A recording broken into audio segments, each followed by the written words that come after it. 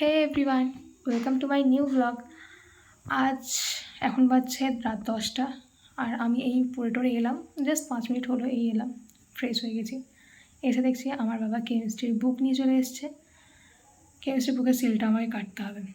চলো, দেখো চলে এসছে আমার ক্লাস 12-এর কেমিস্ট্রি বুক। এবার আমি এটার সিলটা কাটবো।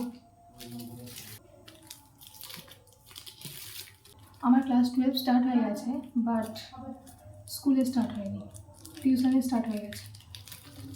অর্ধেক পড়া আমাদের হয়ে এলো। এটা সিলটা কেটে নিই।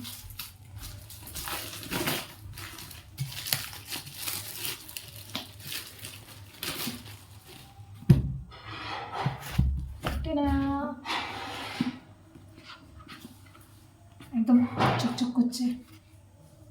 বইয়ের সেমটা কিন্তু জাস্ট দারুণ। নতুন বই এলে সারাক্ষণ ধরে শুনতে ইচ্ছে করে, এত ভালো লাগে এর সেন্টটা যে কি বলবো। আগে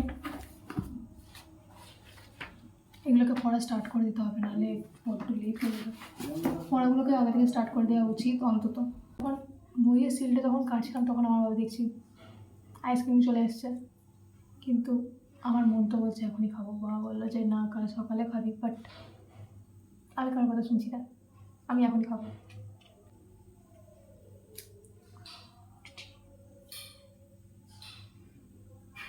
এবার জায়গা পাচ্ছি না, পাচে গলে গেছে, গলে গেছে।